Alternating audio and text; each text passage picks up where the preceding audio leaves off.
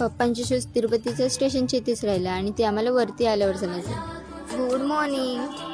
आम्ही गाडीमध्ये वगैरे बसलो, चेकिंगच्या इथपर्यंत आलो. मग चेकिंग केली आणि नंतर समजलं पप्पा शूजच विसरले.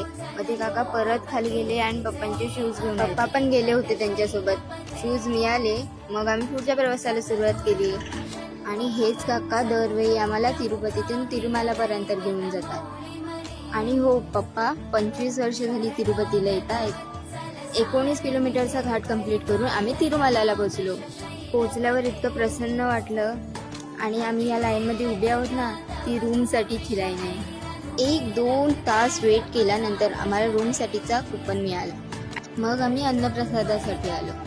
इथे दिवसाला 50,000पेक्षा जास्त अन्नप्रसादाचा लाभ घेतात आणि सर्व जेवण केळीच्या पानावर. रूम येईपर्यंत संध्याकाळ झाली, म्हणून आता आम्ही डायरेक्ट जेवायलाच जाणार. आम्ही चाललोय जेवायला आणि आम्हाला एक पण मराठी असं जिथे मिळेल थाली वगैरे असं आम्हाला एक पण हॉटेल नाही भेटत आहे. त्यासाठी आम्ही फिरतोय बघा. आता फिरलो आता एक हॉटेलला जायचं ठरलंय सप्तगिरीला. आता बघू काय होतंय. भाई ह्याला थंडी वाजते शिवानीला आणि मम्मीला. नेक्स्ट टाइम ह्या दोघी नाही ना डबल स्वेटर घेऊन यायला. अनफॉर्च्युनेटली आमचं हॉटेल इज बंद. थोडीशी विचारपूस केल्यानंतर आम्हाला एक हॉटेल मिळलंय आणि आम्ही तिथे चाललोय. एवढ्या परिश्रमानंतर आम्हाला भेटलाय एक हॉटेल. गेल्या वेळी भेटलेला तो गेला, त्यावेळी भेटलेला.